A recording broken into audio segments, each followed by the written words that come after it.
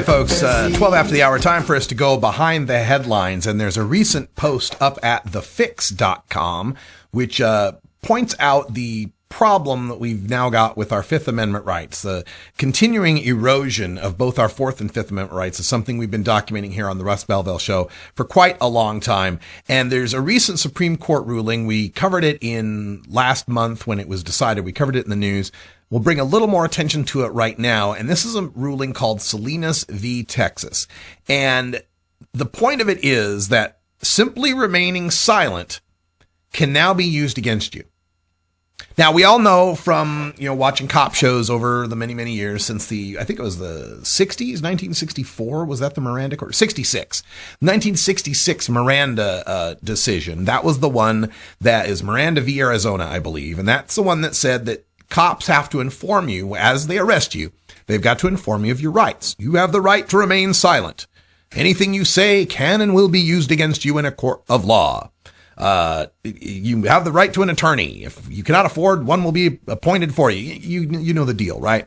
So we've all been informed about this right to remain silent for years and years.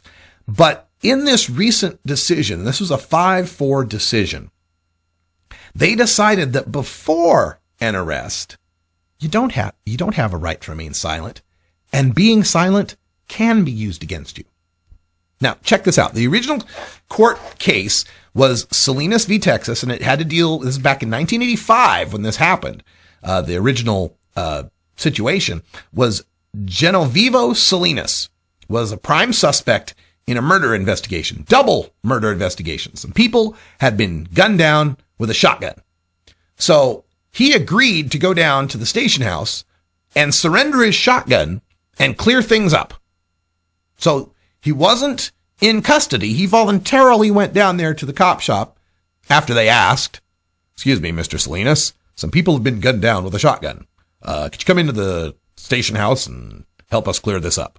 So he goes down, brings a shotgun, turns it in, and he starts answering questions. They start talking to the guy, and he starts answering questions. I do. Where were you that night? Oh, I was here. What do you do? I do this, blah, blah, blah. Whatever it was. Starts answering a bunch of questions for about an hour. And then they got to a real specific question, which was having to do with the shell casings that they found and whether or not, if they ran ballistics on these shell casings, would they match the shotgun that he had just turned in? And he went, and just shut up. He got very, very silent. And the prosecutors in the case used that against him. They said, well, we brought him in for questioning. He was answering questions. He was singing like a bird until we asked him about the shotgun casings. And then he, quote, got an uncomfortable silence and, quote, bit his lip and shuffled his feet, end quote. And that should be shown as an admission of his guilt. See, we asked him about the shotgun, boom, he clams up. And the problem with that is that he was found guilty, and Salinas then appealed, saying, well, his silence should have been understood to include invoking the Fifth Amendment, which is to say, if cops are asking me a bunch of questions, and the Fifth Amendment says we have the right to not incriminate ourselves, then if I shut up when they ask me a bunch of questions that might incriminate me, I'm invoking my right to remain silent. I'm shutting up. I'm not incriminating myself. And not incriminating myself by remaining silent can't be used against me. That's what the whole Fifth Amendment's about, is that we don't punish people based on them not testifying against themselves. Well, in the decision, the Supreme Court said remaining silent before an arrest is an admission of guilt. Or at least it can be expressed that way by the prosecution. Basically, they said that Salinas here had to expressly invoke his Fifth Amendment right to silence in order to benefit from it. The majority said, quote, this is the majority of the Supreme Court, 5-4 decision said, quote, so long as police do not deprive a witness of the ability to voluntarily invoke the privilege, there is no Fifth Amendment violation. Oh, I'm sorry. I didn't realize that our right to remain silent was a privilege now. I thought these were rights that were, recognized, bestowed to us by our Creator, and they were rights, not privileges. But okay. The majority continued, quote, "The Fifth Amendment does not establish an unqualified right to remain silent.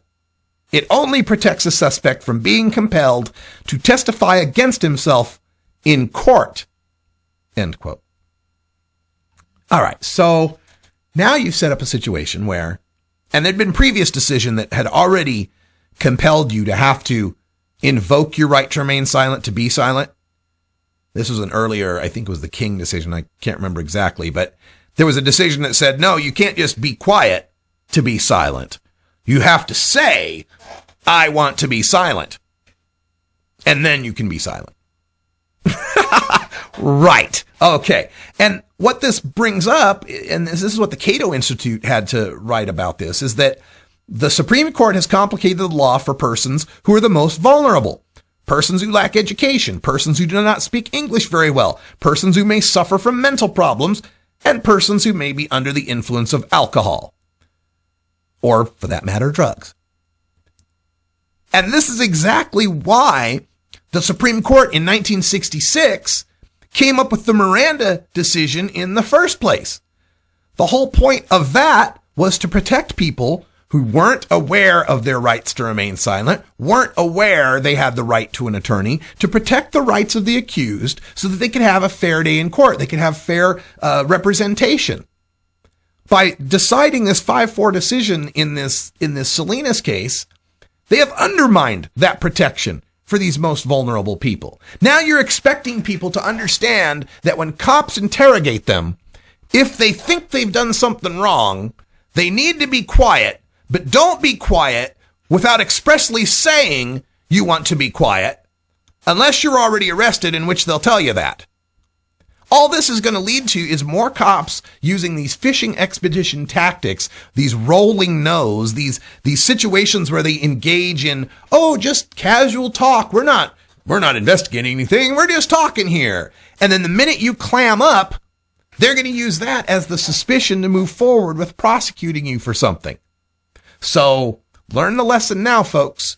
If you think the cops may think you're doing something illegal, invoke your right to remain silent, invoke your right to an attorney, and you should have the number of an attorney in your wallet, on your person at all times. Oh, 'tis sad times in the land.